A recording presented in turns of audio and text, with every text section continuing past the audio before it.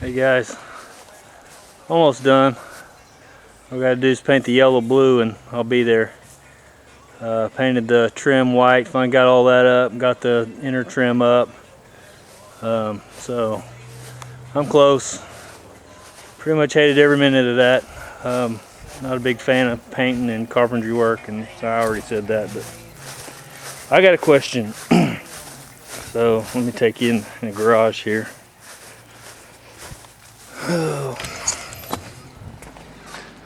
So I was looking at the roof because I was thinking, well, it's getting close to prime time, and I may just prime the whole ass end of the car, trunk, everything, get it all in epoxy all together, since I've got all the metal work pretty much done from that way far back. Even the doors, basically, I could probably pull them off and get them body worked out and epoxy prime them. So I thought I'd just do the whole front, or the whole back, minus the front clip for now. So I thought, well, to do that, once I get and I think I've decided, on the recommendation of Jeff from Muscle Cars and Hot Rods. He doesn't do videos anymore, but probably most of you know who he is. He basically inspired me to start trying to do this myself. And so he's a pretty big influence. So when he says do lead, that's probably what I'm going to do. And like I said, not that this I think is ever going to fail. But like he said, 50, 60 years, this lead has been proven. So it looks like I'm going to learn how to lead. So I'll have to buy the lead, have it shipped in, and I'm gonna cut all this back out, and we'll go down that path. But here's the question. So I got the blocking on this, and I was pretty happy. Just a couple little nothings, basically. Feels real good. I mean, real nice. It's got some little this and that, but that's not even a big deal. Nothing that putty coat couldn't fill that, or could fill that. But if you look, there's a cross. There's a cross right in the top. I mean, just all the way down. You see that? And then all the way across there, you can see the lines, basically, where it follows. Well, what that is that right there, the braces. Well, I didn't think about it, but when they sandblasted this car, they sandblasted all that crap out of there. So there's nothing in there. They sandblasted all that crap out. So my question is that the same stuff that I put in the braces, that foam type filler, or is it some kind of a adhesive type stuff that bonds to that?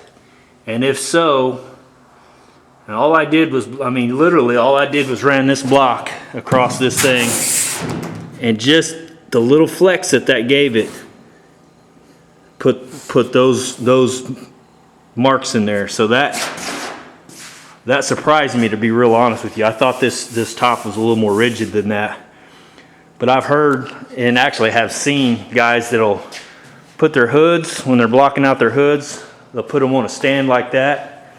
And if they're not careful when they block it, they'll have the stand marks, basically. It'll have a funky indent or a funky spot in it where the stand's actually pushed up into it. So you got to be real careful, which I knew. But when I started blocking this, just knocking, literally just to see how flat it was, and it's really nice, minus this and this.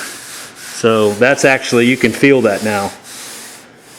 So my question is, what do I use? What kind of adhesive? And is there any techniques? Should I put a piece of sheet metal up in there above that brace to make that flat, to keep that from pushing down right there? Or what is a good way to go about that, to where I block that out perfectly smooth and straight, and not have any problems? Because I'm thinking, even if I was to put adhesive or glue or whatever's supposed to be in there, and I start blocking that out, I could block the adhesive marks into it if it's that sensitive. So that's my question. And so I'm not gonna make this video real long because really I haven't done anything today but worked outside and worked on the house. So what do you guys think? Let me know, and I'll be waiting to hear the suggestions. Now this is something I've not ever messed with. I've never done, you know, the roof brace stuff. That's not been something I ever needed, you know, to ever do. So this will be a new thing on me, as will the lead in the seams. But that looks like something I can do. Like I said, I'm not scared to learn new stuff, and that it ultimately, I feel like there's nothing I can't do on a car. I mean, I know that probably sounds cocky. I hope more than anything it's portraying that I'm confident, because I'll do it until I learn it. I mean, I'm just that stubborn. I'm like, all right, you know, if it takes me a month, I'll learn how to do it. But I know this stuff's expensive to get started anyway. Now the lead sticks aren't too awful bad, but yeah, I'll learn it. And I'm sure it's just like anything else. I learned how to weld. I learned how to do everything else, so I can learn how to lead. So, but anyway, so yeah, that's my question, and I appreciate you guys watching.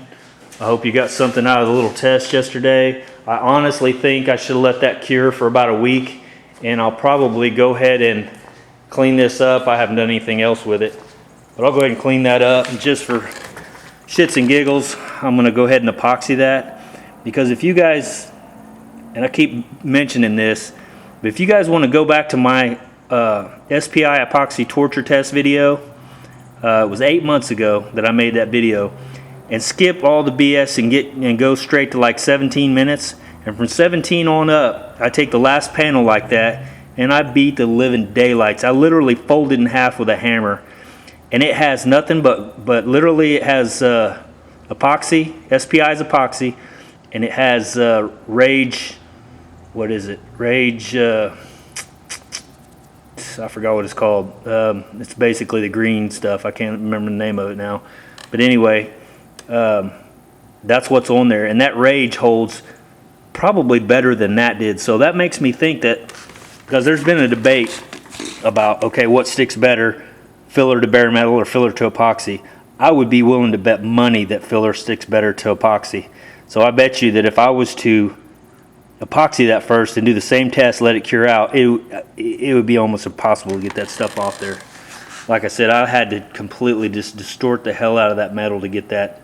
And even then, it had left a lot of the filler still, and that filler's, I mean, it's just plastic filler. It's not anything, it's not reinforced or anything like that.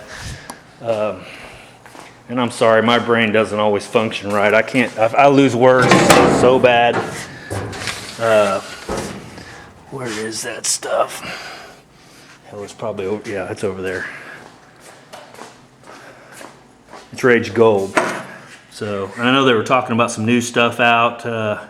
3M's making some stuff. Rage's making some new stuff called Rage Ultra. I'd really like to try that. Jeff at Muscle Cars and Hot Rods was talking about it, and he really likes it. So this guy does it, you know, for a living. So that may be my next purchase on this.